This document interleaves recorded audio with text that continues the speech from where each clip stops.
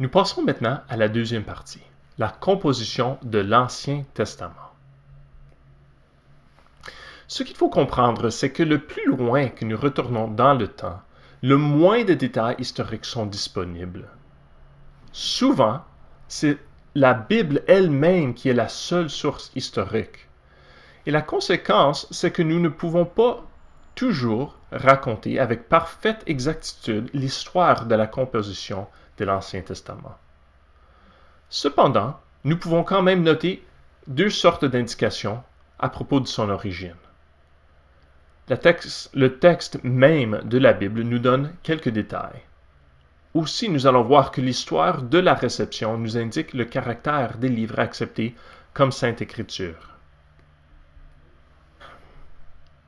Si nous voulons savoir qui a écrit les livres de l'Ancien Testament, nous allons trouver que très peu des livres de l'Ancien Testament indiquent qui a écrit le texte final qui nous est parvenu.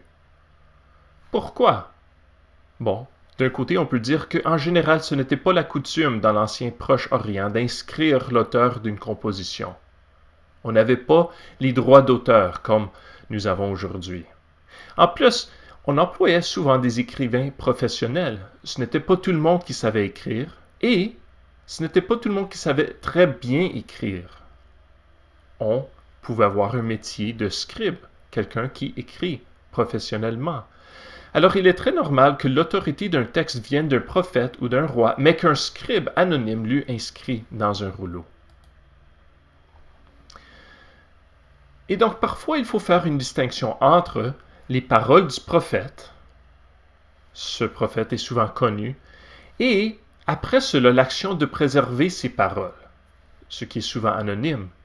Et après cela, la collection des paroles dans un livre, aussi souvent anonyme. Alors nous voyons qu'en tant que chrétien, il faut croire que l'Esprit Saint a guidé le processus au complet pour produire les livres de la Bible que nous connaissons aujourd'hui. Et je peux vous donner un exemple. Nous lisons dans Proverbes 25.1 ceci. Voici encore des proverbes de Salomon, transcrits par les gens d'Ézéchias, roi de Juda. Alors nous voyons, le prophète, c'est Salomon. La préservation, ce sont les gens d'Ézéchias. La collection finale, on ne sait pas. C'est anonyme.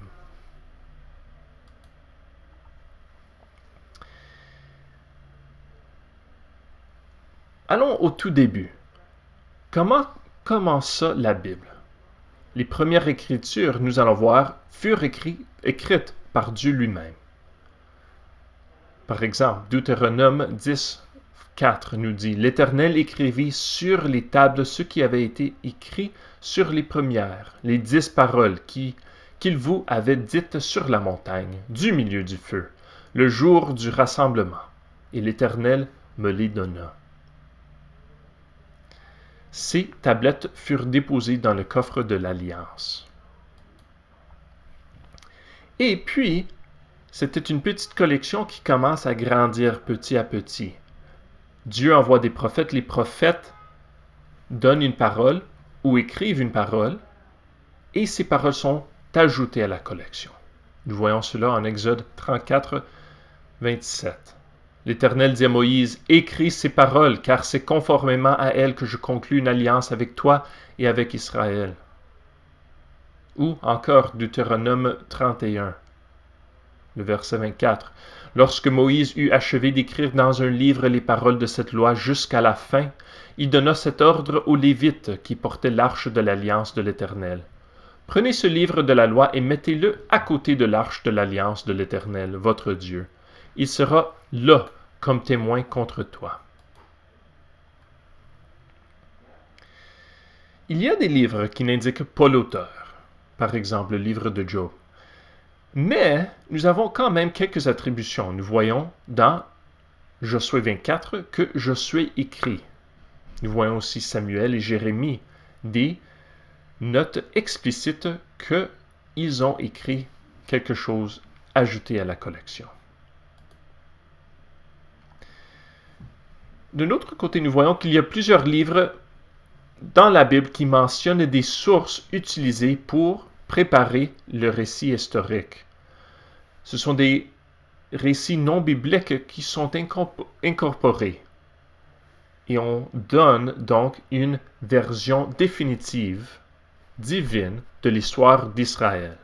Et on peut voir cela avec la vie de David.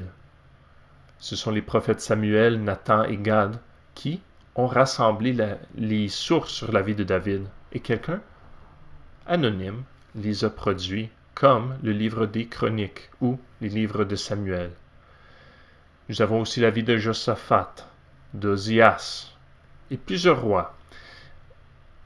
Dans les livres de rois, par exemple, on mentionne les livres des chroniques des rois d'Israël et des rois de Juda. Ce sont des livres que nous n'avons pas aujourd'hui. Ils n'ont pas survécu tous les siècles.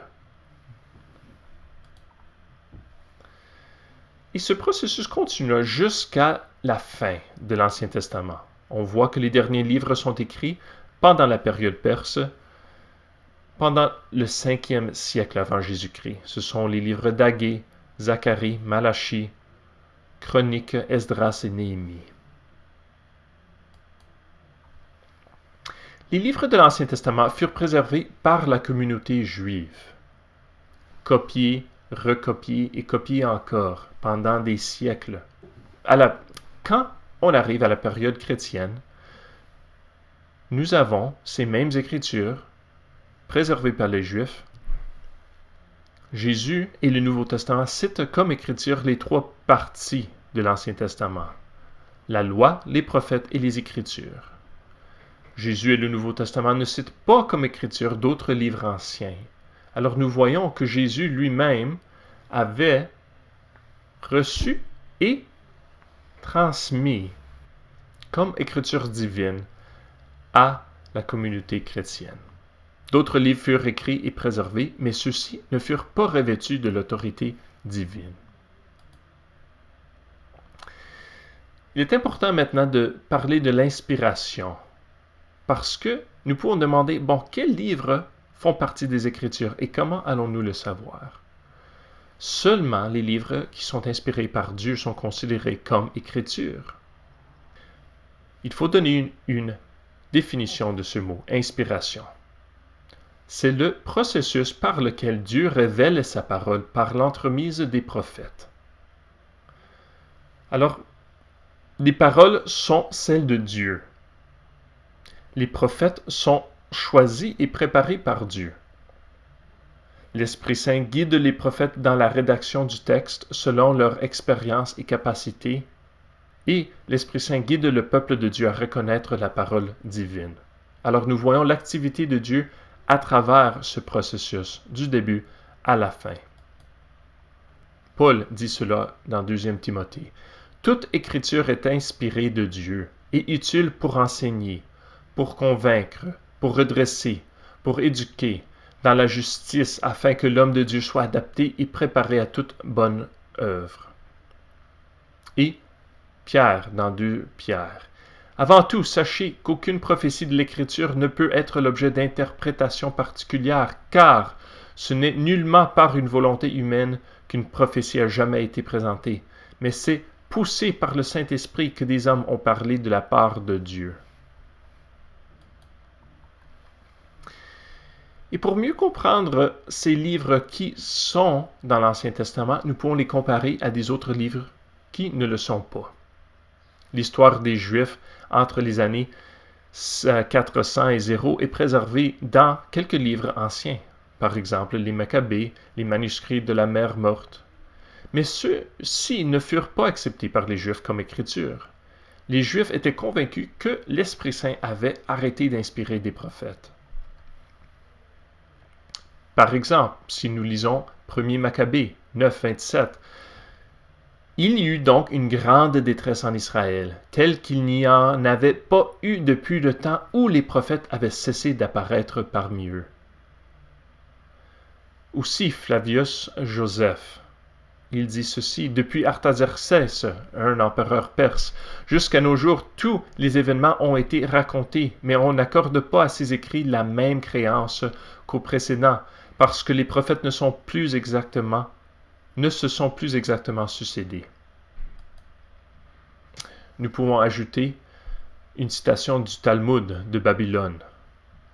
Tout comme il ne reste pas grand-chose d'un cèdre infesté par ce ver, de même tout ce qui restait de la présence divine à l'époque du Second Temple était une voix divine, comme cela a été enseigné dans une Baraita.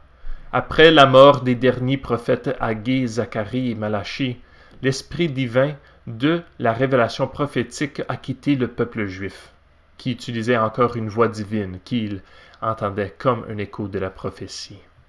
Alors nous voyons cette conviction parmi les Juifs que Dieu ne parlait plus de la même façon. La période des prophètes était terminée. Voici maintenant la troisième partie, la composition du Nouveau Testament.